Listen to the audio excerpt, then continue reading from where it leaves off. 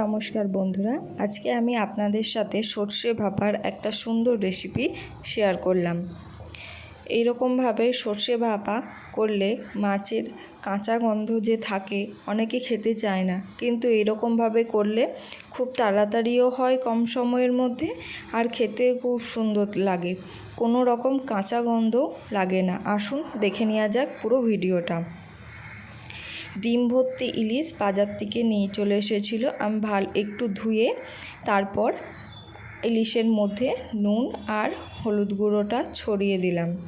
তারপর হাত দিয়ে হালকা হাতে পুরোটা ম্যারিনেট করে নেব। ইলিশ মাছ কিন্তু বেশি ধুলে তার টেস্ট চলে যায়, তাই কমই ধুতে হয় ইলিশ মাছকে।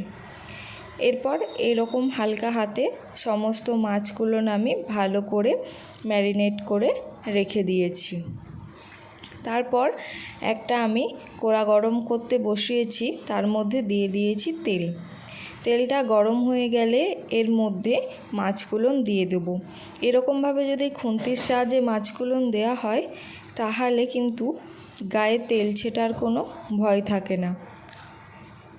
তারপর হালকা করে মাছগুলোকে কিন্তু আমি ভেজে নিয়েছি। ইলিশ মাছ বেশি কড়া করে ভাজলে এর টেস্টটা কিন্তু চলে যায়। মাছের ডিমটা থাকার কারণে ডিমটা গলে গিয়েছে, তাই জন্য মাছটা একটু কালচেটে কালার এসেছে।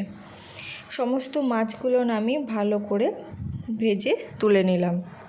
এরপর একটা শিলের মধ্যে দিয়ে দিলাম কালো সর্ষে, দুটো কাঁচা লঙ্কা, আর দিয়েছি নুনটা দিলে তেতো ভাবটা হয় না, তার জন্য আপনারা চাইলে মিক্সিতেও কিন্তু এটা পেস্ট করতে পারেন।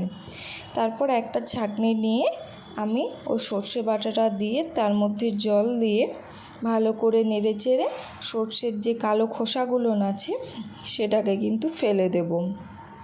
এটা করলে অনেকের সর্ষে ইলিশ খাওয়ার পরে যে ঢেকুরটা হয় সেইটা কিন্তু হয় না।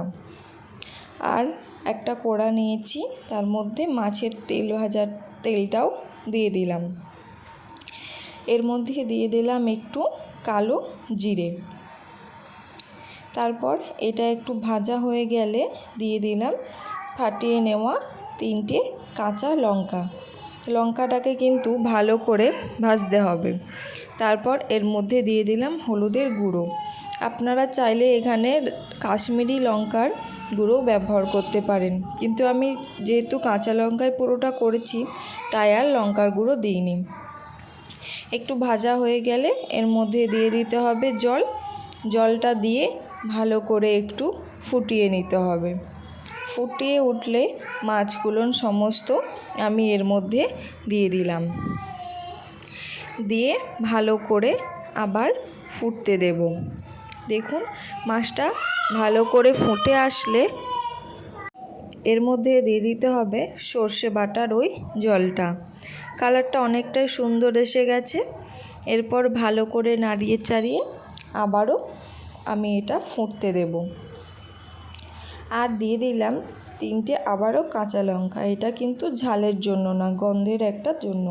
তারপর ঢাকা দিয়ে দিলাম, দিয়ে ঢাকাটা খুলে আবারও ভালো করে মাছটা ভালো করে নাড়িয়ে চাড়িয়ে দিলাম। আর সর্ষের তেল ছাড়া কিন্তু ইলিশ ভাপা একদমই অসম্পূর্ণ, তাই উপর থেকে দিয়ে দিলাম সর্ষের তেল। দিয়ে পুরোপুরি সর্ষে ভাপাটা আমি কিন্তু একদম কম টাইমের মধ্যেই রেডি করে নিলাম। আপনারাও বাড়িতে যদি ঝটপট কেউ চলে আসে এই ইলিশের দিনে অবশ্যই এই ভাপাটা বানাবেন।